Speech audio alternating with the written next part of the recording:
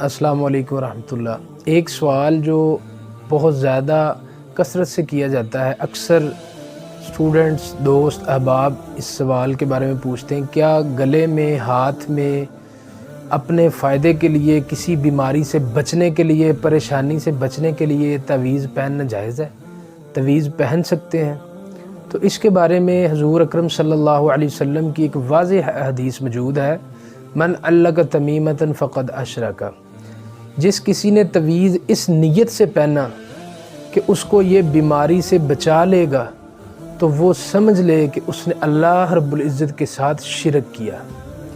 تو یہ شرک کے زمرے میں آتا ہے، اس کو معمولی مت سمجھیں کہ شاید ہم نے تعویذ پہن لیا۔ آج کل کوئی بھی کسی کو کوئی دھاگا دے دیتا ہے، تعویذ دے دیتا ہے، اور ساتھ بتاتے ہیں کہ تم اس کی وجہ سے بچ جاؤ گے، یا تم اس کی وجہ سے ایسے ہو جاؤ گے، تمہیں اس سے یہ فائدہ ہوگا، تمہیں اس سے یہ نفع ہوگا۔ تو ایسا کوئی معاملہ نہیں ہوتا۔ قُل لَا أَمْلِكُ لِنَفْسِي نَفْعًا وَلَا ضَرًّا۔ اللہ قرآن میں فرماتے کہ نفع اور نقصان کا مالک صرف اللہ ہے۔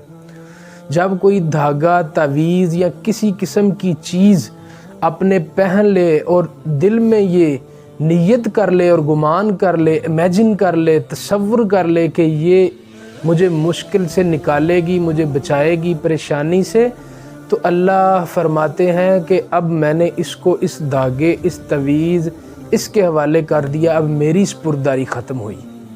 یہ شرک ہے، اس شرک سے بچنا چاہیے۔ اللہ رب العزت ہم سب کو ایسے معاملات سے بچنے کی توفیق عطا فرمائے۔